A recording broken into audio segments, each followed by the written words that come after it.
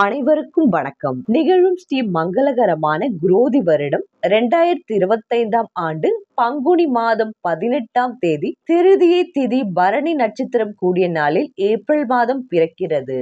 மாத தொடக்கத்தில் கிரகங்களின் சஞ்சாரத்தை ஆராய்ந்து பார்க்கும் பொழுது ரிஷபத்தில் குரு பகவான், மிதுனத்தில் செவ்வாய், கன்னியில் கேது, கும்பத்தில் புதன், மீனத்தில் சூரியன், சுக்கிரன், ராகு, சனி என கிரகங்கள் சஞ்சரிக்கின்றன.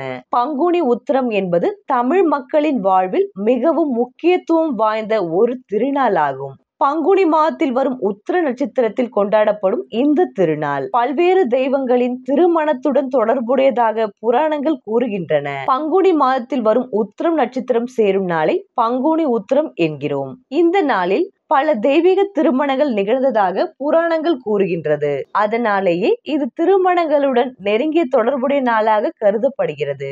பங்குனி மாதம் உத்திர நட்சத்திரம் 2025 ஏப்ரல் 10ஆம் தேதி பிற்பகல் 12:24 தொடங்கி ஏப்ரல் 11ஆம் தேதி பிற்பகல் 3:10 முடிவடைகிறது. பங்குனி மாதத்தில் வரும் பௌர்ணமி திதியும் உத்திரம் நட்சத்திரமும் இணைந்து வரும் சிறப்பு நாள்தான் பங்குனி உத்திரம். பங்குனி உத்திர நாளில் பல கோவில்களில் தீர்த்த யாத்திரை மற்றும் கும்பாபிஷேகம் போன்ற சிறப்பு பூஜைகள் நடைபெறும். குறிப்பாக சிறுபுலியூர் மற்றும் சிதம்பரம் கோவில்களில் இந்நாளில் திரளான பக்தர்கள் தீர்த்தமாடி இறைவனை வழிபடுவார்கள். பங்குனி உத்திர நாளில் தானம் கொடுப்பது, தர்ம செயல்களில் ஈடுபடுவது மிகவும் புண்ணியமான காரியமாக கருதப்படுகிறது. இவ்வாறு செய்தால் நம்முடைய பாவங்கள் நீங்கி நற்பெயர்கள் கிடைக்கும் என்பது நம்பிக்கை. குடும்பத்தில் ஏற்படும் பிரச்சனைகள், திருமண தடைகள் போன்றவற்றை நீங்க பங்குனி உத்திர நாளில் சிறப்பு பூஜைகள் செய்வது வழக்கம். இந்த பூஜைகள் நம்முடைய வாழ்வில் நல்ல மாற்றங்களை ஏற்படுத்தி நேர்மையான எண்ணங்களை வழங்கும். பங்குனி உத்திர நாளில் தமிழகத்தின் பல்வேறு கோவில்களில் சிறப்பு பூஜைகள் மற்றும் திருவிழாக்கள் நடைபெறுகின்றன. குறிப்பாக முருகன் கோவில்கள் மற்றும் சிவன் கோவில்களில் இந்த நாள் மிகவும் விமர்சையாக கொண்டாடப்படும். கோவில்களில் திருக்கல்யாணம், அபிஷேகம், தீபாராதனை போன்ற சிறப்பு நிகழ்வுகள் நடைபெறும். பங்குனி உத்திரம் என்பது ஆன்மீக ரீதியாக மிகவும் சிறப்பு வாய்ந்த நாள். இந்த நாளில் இறைவனை வழிபடுவதன் மூலம் நம்முடைய வாழ்வில் நல்லிணக்கம், செல்வம், பொருள், ஆரோக்கியம் போன்ற நற்பெயர்கள் பெறலாம். இந்த கிரகங்களின் சஞ்சாரம் மற்றும் மாற்றத்தினால் உங்களுக்கு என்ன பலன்கள் கிடைக்க போகிறது, நீங்கள் செய்ய வேண்டிய பரிகாரங்கள் என்னவென்று இந்த வீடியோவில் பார்க்கலாம். வாருங்கள். துலாம் ராசி அன்பர்களே, ஏப்ரல் மாத ராசி பலன்களை பார்க்கலாம். மாத தொடக்கத்தில் கும்பராசியில் புதன் சஞ்சரிக்கிறார். உங்கள் ராசிக்கு 12ஆம் இடத்திற்கு அதிபதியானவர் புதன் 5ஆம் இடத்திற்கு வருவதால் பிள்ளைகள் வழியில் விரயங்கள் உண்டு. பிள்ளைகளின் எதிர்கால நலன் கருதி ஒரு தொகையை செலவிடுவீர்கள்.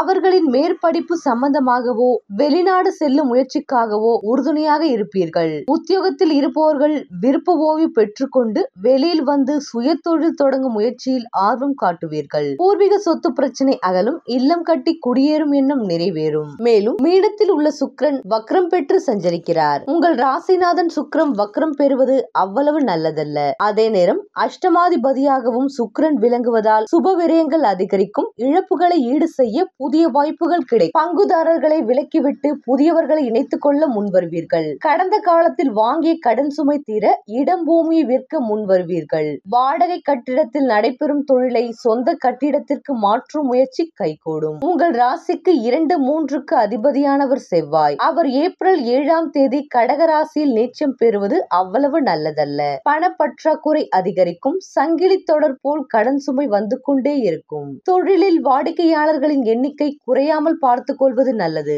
மூட்டு வலி, முழங்கால் வலி என சிறு சிறு தொல்லைகள் வந்து கொண்டே இருக்கும். குடும்ப சுமை கூடும். உறவினர் பகை உருவாகலாம். பொது வாழ்வில் உள்ளவர்களுக்கு அதிகார அந்தஸ்து கிடைக்கும். வியாபாரம் மற்றும் தொழில் செய்பவர்களுக்கு எதிர்பார்த்த லாபம் ஓரளவே கிடைக்கும். உத்தியோகத்தில் உள்ளவர்களுக்கு இடமாற்றம் ஏற்படலாம். கலைஞர்களுக்கு போட்டிக்கு மத்தியில் பயணம் தொடரும்.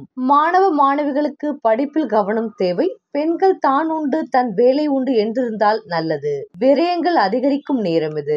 ஏப்ரல் 10ஆம் தேதி புதன் மீண்டும் மீனராசிக்கு செல்கிறார். அங்கு நீச்சம் பெற்று சூரியனோடும் சுக்கிரனோடும் இணைந்து சஞ்சரிப்பதால் எதிர்பாராத விதத்தில் பொருளாதாரத்தில் நல்ல மாற்றங்கள் வரும். அதே சமயம் ஆரோக்கியத்தில் அதிக கவனம் செலுத்துவது நல்லது.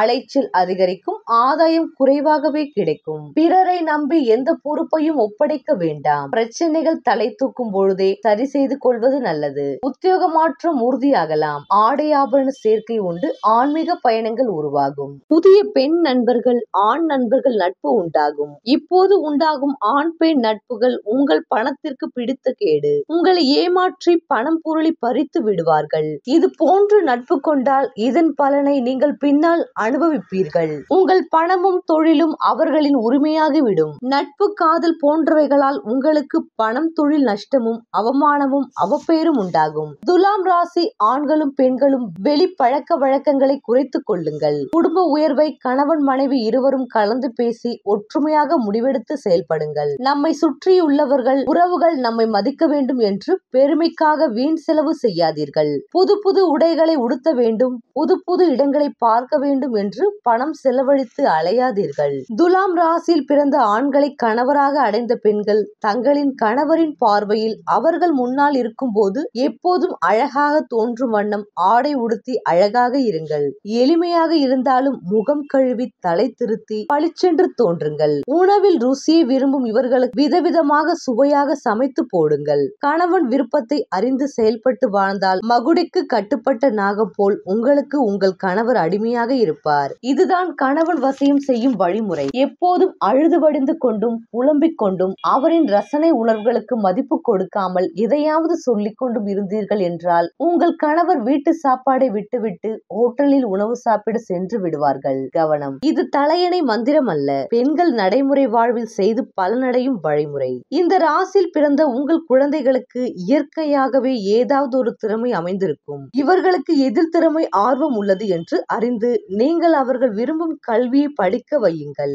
நீங்கள் விரும்பும் படிப்பை அவர்களிடம் திணித்து விடாதீர்கள். இது போன்று நீங்கள் செய்தீர்களானால் அவர்கள் படிப்பில் சிறந்து விளங்க மாட்டார்கள். பிற்காலத்தில் அவர்கள் சிரமம் அடைவார்கள். சனி பகவான் 6ஆம் இடம் மீன ராசியில் அமர்ந்து தனது 3ஆம் பார்வையால் உங்களது 8வது ராசியான ரிஷபத்தை பார்க்கிறார். ரிஷப ராசி உங்கள் ராசிநாதன் சுக்கிரனுக்கு மற்றொரு சொந்த ஆட்சி வீடாகும். அதனால் நன்மைகள் அடைவீர்கள். இந்த பார்வையால் பாதிப்புகள், எதிர்ப்புகள், பகைகள் காணாமல் போகும். சனி பகவான் தனது 6ஆம் பார்வையால் உங்கள் ராசிக்கு 11ஆம் இடம் லாபஸ்தானமான சிம்ம ராசியை பார்க்கிறார். சிம்ம ராசியின் அதிபதி சூரியன். இதனால் நீங்கள் தொழில் வியாபாரத்தில் அடையும் லாபத்தை விரைய செலவு செய்ய வைத்துவிடும். தந்தை மகன் சகோதர சகோதரிகளுக்கு சில சிரமங்களை தந்து உங்கள் பணம் சொத்துக்களை கொண்டு நீங்கள் உதவி செய்து அவர்களை காப்பாற்ற வேண்டிய சூழ்நிலை அமையும். தந்தை மகன் இடையே கருத்து வேறுபாடு தந்து பிரிப்பார். பூர்வீக சொத்துக்களில் பிரச்சனைகளையும் வில்லங்கம், வியாஜ்யங்களை தருவார். அந்த சொத்துக்கள் மூலம் விருத்தி, வருமானம் இராது.